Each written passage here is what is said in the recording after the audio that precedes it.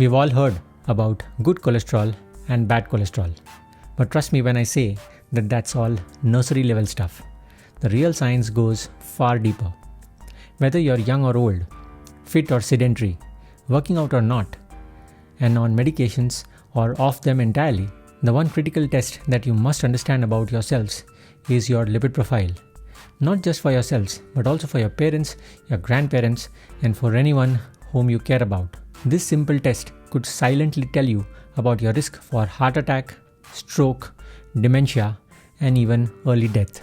So stop guessing. Let's break this down molecule by molecule and understand the real science behind that critical test that your doctor probably didn't explain that well. And what's more, I'll also show you my own lipid profile that was bordering on disaster about a year back and how I flipped it around to near remarkable with just one simple dietary hack. You have to hang around till the end to know what that is. So let's dive straight in. Welcome to Health and Nutrition with Sabyasachi.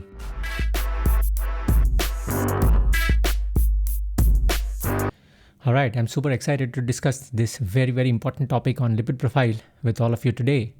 And this is lecture 1 of the Lipid Science playlist. Alright, so what we have learned so far, and if you've been following with me, is we've talked about insulin resistance and carbohydrates before. Then we talked about protein science, which was a series of 4 different lectures.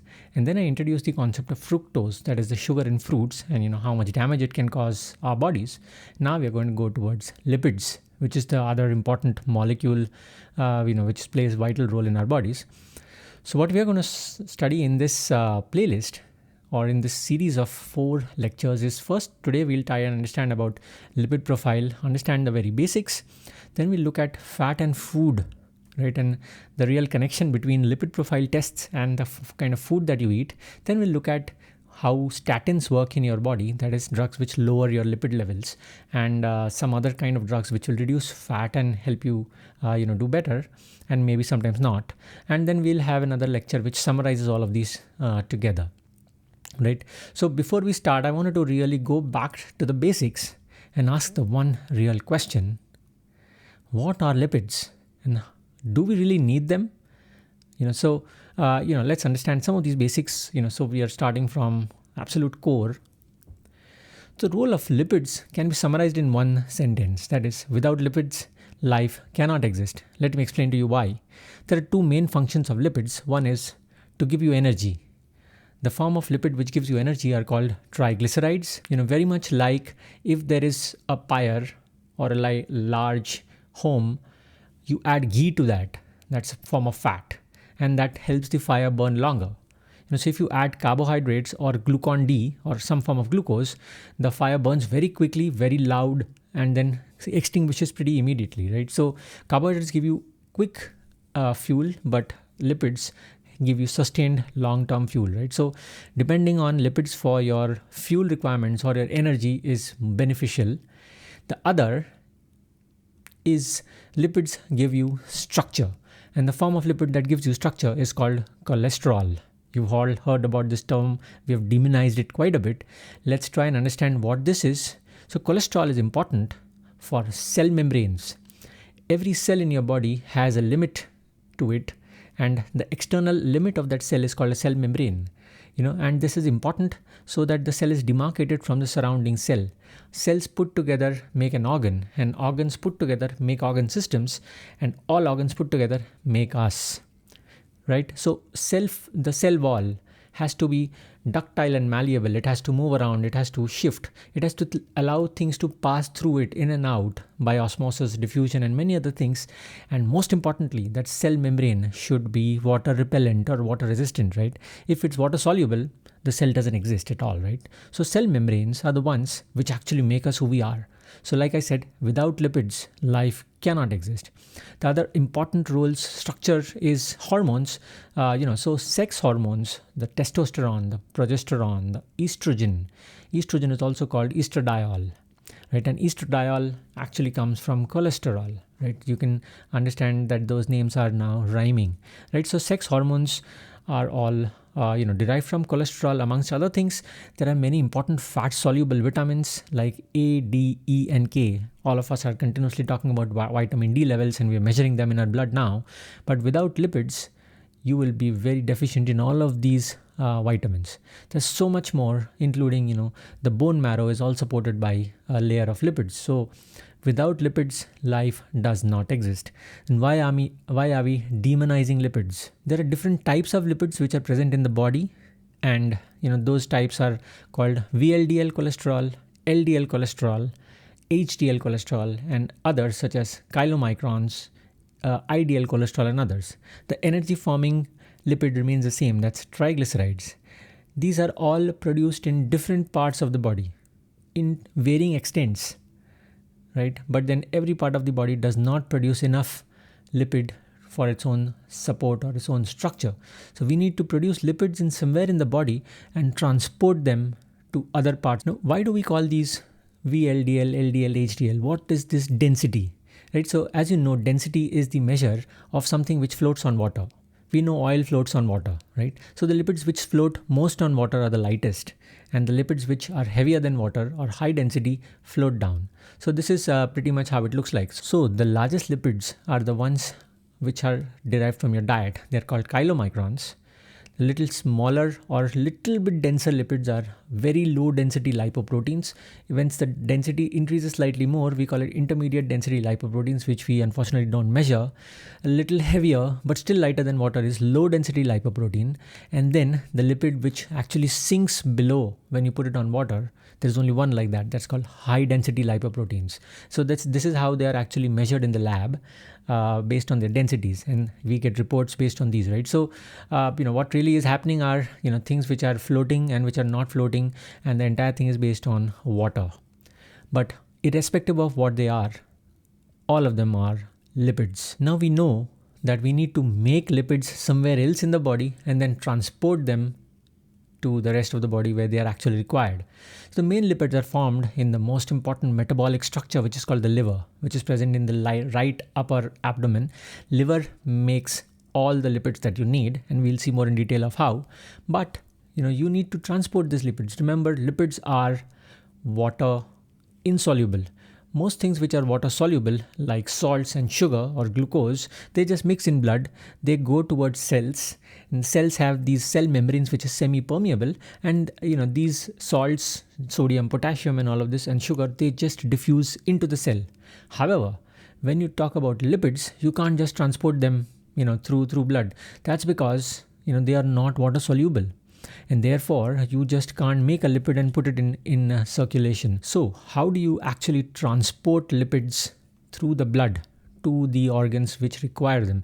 The transport mechanism is so important, and therefore the body has adapted to make something called lipoproteins. Not just lipids, but lipoproteins. And they exactly are like that. These are like live structures which are moving around through blood and reducing and increasing in size as well as density.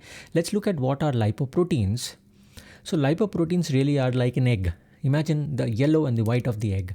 The lipids are not soluble, therefore they are enveloped in a protein layer which is actually then soluble in water. So the central part of that lipoprotein molecule is the lipo or the lipid, and surrounding it is the protein which actually helps it transport. So lipoproteins are the ones which will transport lipids or fats through your blood system. There is additionally something called ApoB, which is, we'll talk about more in detail, that is also housed on top of the lipoprotein.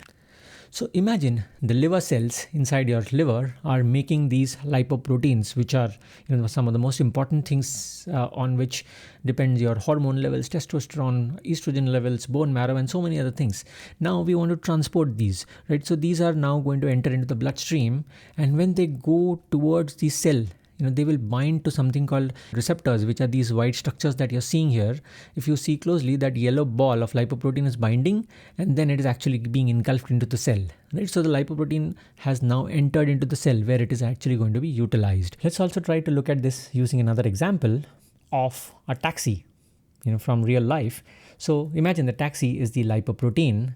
People inside the taxi are the core, that is the triglycerides and cholesterol, and the number plate is the ApoB that we'll see pretty soon. Now imagine, what if there are too many people trying to get in the taxi, or perhaps trying to get into the local trains, and therefore there are too many people, too many cars, too many taxis, and everything is going to slow down.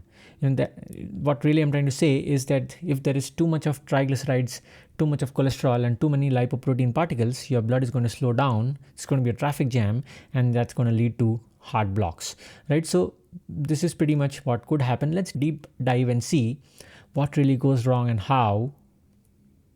Right. So this is a diagram that I hand drew, and it took me almost 2 weeks to construct, but we'll look at a slightly better version of this.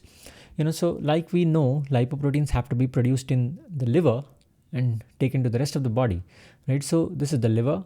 It all starts with glucose. Consumption of glucose gets converted into pyruvate, and pyruvate gets converted into another molecule called acetyl-CoA. You don't have to go into the details, but just remember that acetyl-CoA was something for which Hans Krebs won the Nobel Prize. So generally, if you are in an energy deficient state, acetyl-CoA will go into the Krebs cycle, and it will lead to formation of ATP, which is the energy molecule in the body. If there is, if that is saturated, acetyl-CoA gets converted into cholesterol. That's what we're talking about today. If there is excess still, then we start seeing red. The cholesterol, the acetyl-CoA gets converted into free fatty acids, which is then stored in the form of triglycerides. All of these are reversible reactions, right? So cholesterol can get converted into acetyl-CoA and into ATP. Triglycerides can reduce and go back into utilization of ATP, right? But that will happen when you reduce glucose. That's all that stored triglyceride will start getting into formation of ATP and utilization of triglycerides as fuel. Right. Once we have triglycerides and cholesterol, what about diet? You are consuming fat as well. So far, if you understand, this cholesterol and triglycerides are being formed in the body without even consuming any fat. So the body manufactures cholesterol on itself, and this is how dietary fat that you consume from the gut gets transported through the portal vein into the liver and then contributes to the cholesterol and the triglyceride levels. Now we're having mounting triglyceride and cholesterol levels. What they do is then they get together and they combine with ApoB to form VLDL levels, right? So VLDL is a combination of like we've seen this in the center, it's triglycerides and cholesterol, and on the outer is a protein, and now it is ready to be released into blood. It's going to go to its target tissues and get broken down by lipoprotein lipase into two things, as you've guessed right, triglycerides and LDL-C. VLDL is getting a little more denser, right? So the protein and the cholesterol are converted to LDL while the triglycerides are separate. Let's look at what happens to the triglycerides. As you can imagine, it goes to the cell which needs the energy. The cell engulfs it, breaks that triglycerides, the three fatty acids and glycerol, and that's burnt for making energy. But if there is already too much energy in the body and that, like say a muscle doesn't need it, what happens is excess is then released and goes and is saved in the adipose tissue. Adipose tissue are fat cells which are predominantly present in the abdomen region, superficial and deep around the organs. If they are also saturated, what will happen is they are going to start leaking that extra fat into circulation again, and that free fatty acids are going to go into the liver and again into the triglyceride cycle, right? So this is going to keep mounting over and over again like a vicious cycle. We continue to eat fruits, which also has a sugar called fructose, which I have talked extensively in the previous lecture on fruits and fatty acids, and and fatty liver and so many things, right? So fruits with fructose in a well-fed state are again going to get converted into triglycerides. Right? So this is pretty much what is happening in terms of triglycerides and its fate. Let's look at what happens to the other thing, that is LDL-C. Again, LDL-C will go into the tissues, and like I've shown you before, through the receptors, it's going to get engulfed inside. So this is the cell, and this is the receptor on its surface, and the LDL is gone inside. It will get broken down into LDL and ApoB. The ApoB is just protein and going to be utilized as amino acids. LDL-C now is going to actually produce or provide the cholesterol that the cell needs. The cell will use it for its repair, its cell membrane activity, and whatever it needs like hormone production. The leftover cholesterol is called free cholesterol, obviously. What to do with that? The cell has to throw it out. It will present it on its surface, and someone will come and take it away. And that someone is nothing but HDL. That's called high density lipoprotein with ApoA, right? So as you can see, HDL has much lesser cholesterol and lot more protein. Therefore, that makes it dense and floats down into water or sinks, and therefore it's high density, right? So VLDL has a lot more cholesterol and very less protein, so it floats like oil floats on the surface, right? So that's pretty much how it happens. LDL is therefore the scavenger, and this LDL with ApoA brings all that free cholesterol to the liver. It's recycled into this whole thing. So this is pretty much what is physiology. If everything is in balance, this works like a dream and we don't realize it. However, if you start consuming too much glucose, what is going to happen is that there is glucose, there is more acetyl-CoA. We don't need any ATP because, if you're sedentary, it's going to go to increase cholesterol manufacturing, right? And if you're still consuming glucose, it's going to increase fatty acids, it's going to increase triglycerides, and finally, it's going to increase the VLDL levels.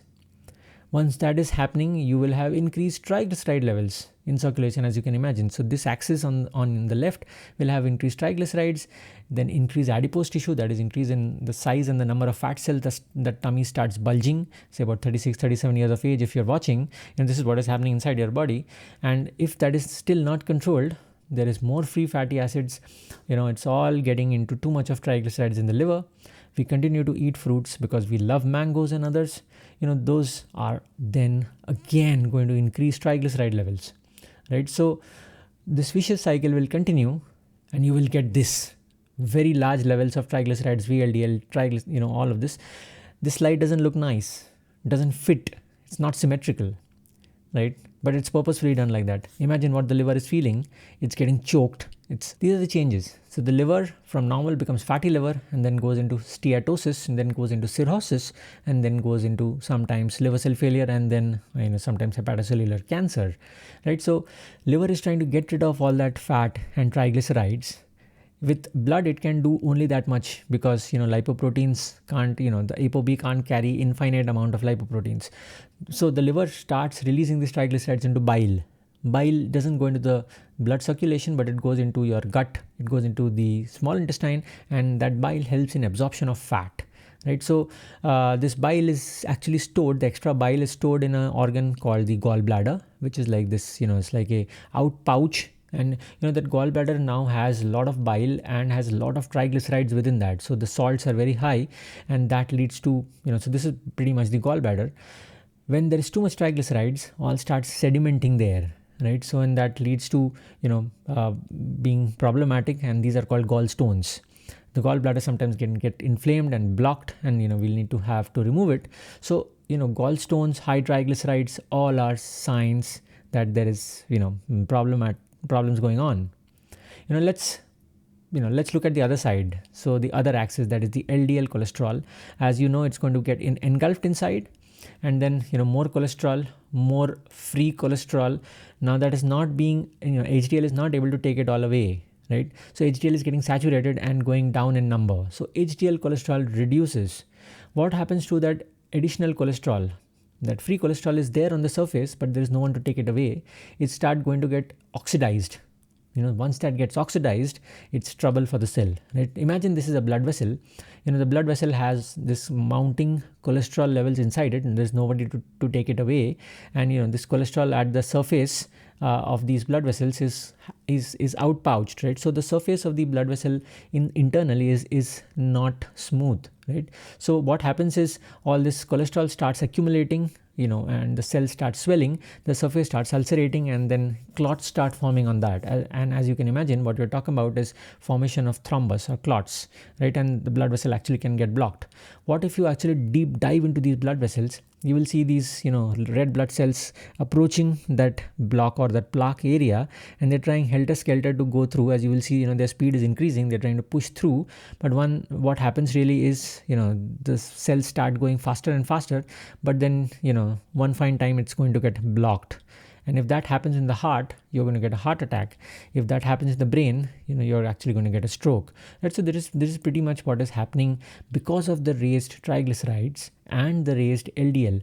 Right? So what is happening is, the liver is getting choked, the blood vessels are getting choked, and everything is slowing down like the traffic jam that we talked about. Another thing that we should talk about is what if VLDL levels are not high, but ApoB levels are high? It is possible sometimes, not common, but possible. But so that there are lots of particles which can take these VLDLs, and that will also lead to problems of the same type that we talked about.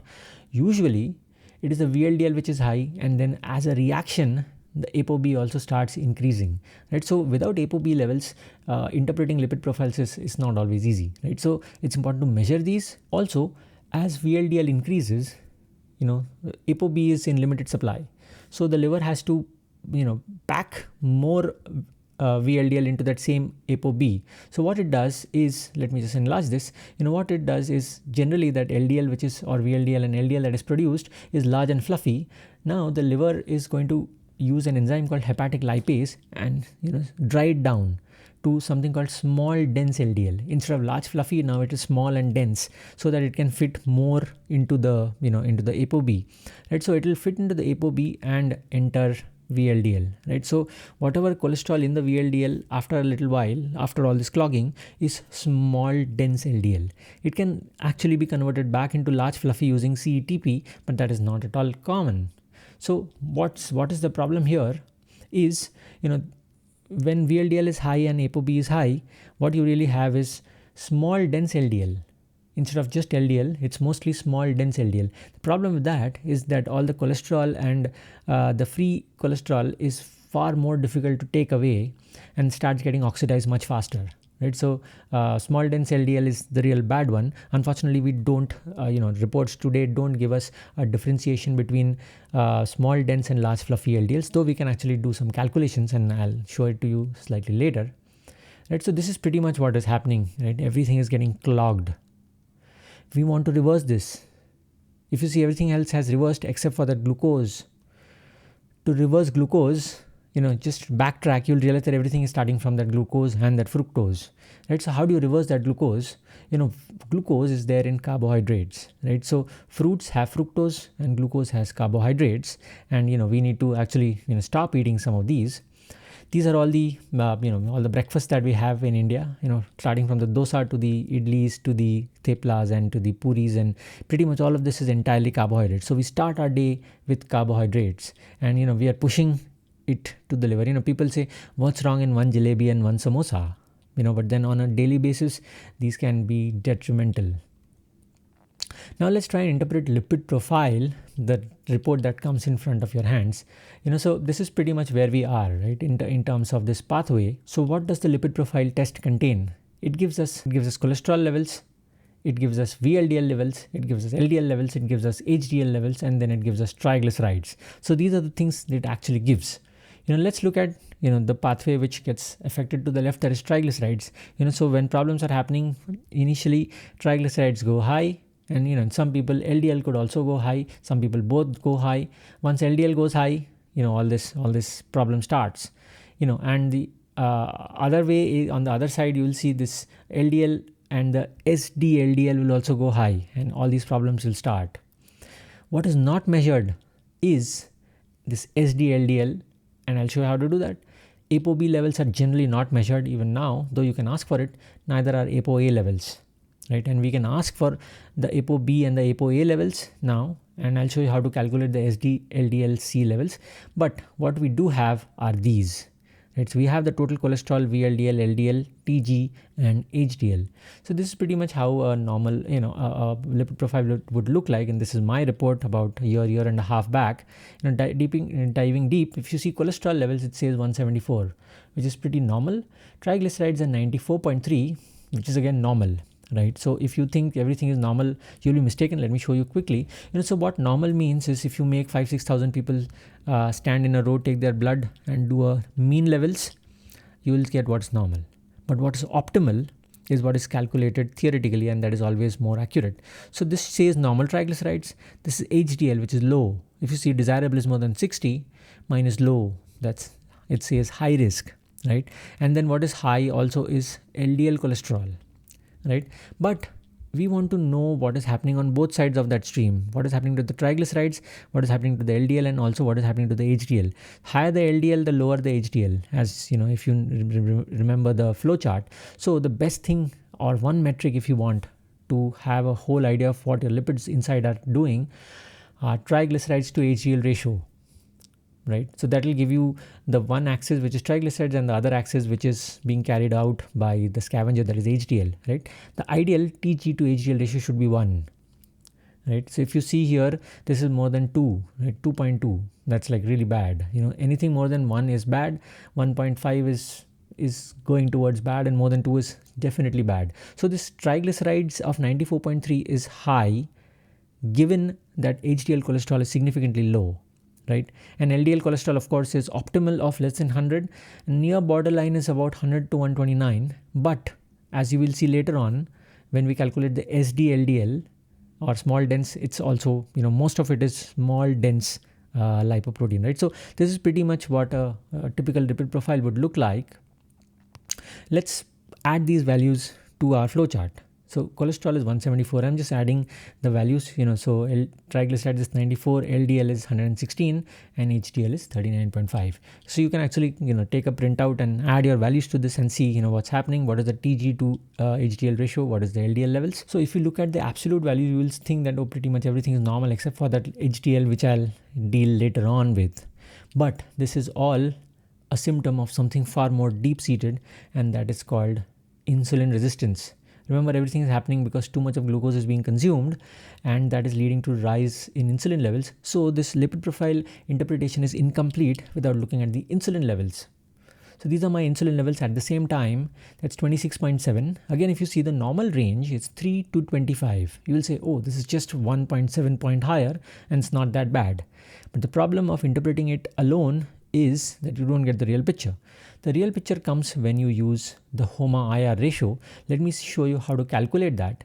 You can just enter HOMA-IR calculator in Google, and this is the first site that you will hit. That's MedCalc, and I'm just going to feed my values here. Insulin is 26.7 and my glucose was 92.1.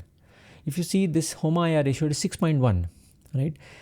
An ideal HOMA-IR ratio, not normal, but ideal, is 1. Right? And so this is not a direct ratio. There is a formula behind it, but so the ideal ratio is 1, and anything more than 2 is definitely high, significantly high. 1 to 2 is high, more than 2 is significantly high, and 2 to 3 is high, 3 to 4 is higher. So the higher the ratio, the worse it is, right? So my HOMA-IR ratio was significantly worse. Though my serum insulin was just borderline and the glucose was, all of you will say, oh, this is normal.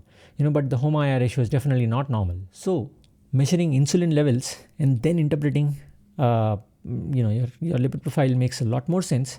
But you'll ask me, what about the sd-LDL, the ApoB, the ApoA levels? ApoB 100 is same as ApoB, right? So actually you can ask for these levels at the labs now. The ApoB 100 and ApoA levels, the labs will give them to you and I'll show you an example. sd-LDL can be measured directly, but there is a simple formula. It's called the Hahn formula. If you have your triglycerides and LDL-C levels, you can actually calculate, your small dense LDL-C levels. This is the formula. So 0.14 into, this is natural logarithm of triglycerides into this. Let's remember the BODMAS rule, and let's first do the the multiplications and then the addition and subtraction. The first step is the log of this, right? So that you can just Google that. So that is ln, that is natural logarithm of whatever. So 94.3 yields 4.5, and then you can just pretty much do the math. 0.14 into 94 log of that, that is 4.5 into 116 is 73.89. The next is 0.45 into LDL-C, right? That is 21.69, and the whole thing adds to about 32.57 or about 33. Atherogenic is more than 35. So this is really borderline. This is really close to forming, those plaques on the blood vessels that I showed you before, right? So this is pretty close to disaster. What happened after 7 to 8 months? Everything turned around. My triglycerides dropped from 94 to 83. The ones in red are the ones before. My HDL from 39 rose to a remarkable 66. Right, and LDL cholesterol dropped from 116 to 82. So the triglycerides to HDL ratio is still more than 1, right? 83 divided by 66, still more than 1, but it is far lower than the 2.2 that I started with. And the LDL cholesterol, without any statins, without any medications, has dropped significantly. So you'll ask, what did I do, right? Also, the or the small dense LDL cholesterol dropped from 32.5, which was borderline atherogenic, to 24.7, which is very, very healthy, right? So, you're, wanting to know what I did, right? I also, of course, measured my ApoA1 and ApoB levels, and these were, in pristine condition. So what really happened was my serum insulin dropped and my HOMA-IR ratio came to close to 1. That's pretty much what happened. And how did I do that? Like I said, I'll, tell you that one single hack is the starting point is all glucose and fructose. So I stopped eating bananas, I stopped eating mangoes and all fruits which are high GI index. I stopped eating chapatis and rice, and I pretty much stopped eating all of these. So the next question is, what did you eat, doc? What are you eating? So you'll need to watch the the previous videos, and especially the protein science playlist, where you will understand what you should be eating, right? But you can't be eating glucose, especially if your HOMA-IR ratio is high, if your triglycerides are high, TG to HDL ratio is high, and your LDL is high. So remember, it makes sense to see the entire picture. So the lipoprotein levels, the triglycerides and cholesterol levels, and of course, remember the ApoB levels. There's one exception to this, that they are called lean mass hyperresponders, and this is something which is evolving over time. So these are individuals who are lean, who have rock bottom triglyceride levels, sky high HDL-C levels. So their triglycerides to HDL-C level is like 0.6, 0.7. And they have very high LDL-C levels, right? So, as you'll realize, and if you put all of this, you'll realize that their sd-LDL levels, or small dense LDL-C levels, which are the bad ones and get oxidized fast, are very low. Almost this entire LDL are large fluffy types, right? So we don't really know, we feel that the small dense are bad and atherogenic, while the large fluffy are better. But that is still evolving. People are still following them up. But there are studies which have followed this phenotype, that is lean mass hyperresponders, for 3 years, and found not much changes in their blood circulation in the heart. Almost no one has got a stroke, and they're looking pretty healthy as usual, right? So this is an exception, and as more breakthroughs happen, I'll keep you informed, right? So this is pretty much where we are in. So look at not just the triglycerides and LDL, but also the ApoB levels, the serum insulin and insulin resistance levels. Zooming out a little bit, what we have seen is this, but what has remained very nicely hidden in all this chart is the dietary fat. People talk about mono and polyunsaturated fats, which is better, which is not better, seed oils, and all of that. So we need to discuss more on that, and how does this fit into this whole jigsaw of lipid profiles. That's the the topic of the next session. So I hope you will join me for the next session. Overall take-home message, pretty simple, are that cholesterol is essential for life, and let's not demonize it. Triglycerides to HDL ratio is the most crucial, and try to keep it at 1. The small dense LDL-C is the most important marker. It gets oxidized pretty easily. It's very difficult to take away, and that is the one we should be bothered about. And entire thing starts with too much carbohydrate intake. That's the biggest hack. Right? So reverse insulin resistance by cutting out carbs, bringing your HOMA-IR ratio as low as possible. So this was pretty much it for this lecture on the basics of lipid profile. I hope you liked it, and that you will inform not only yourselves, your parents, your grandparents, and pretty much everyone else that you care about. And if you haven't subscribed to this channel, please subscribe now. And I hope to see you in the next video. Thanks so much for watching.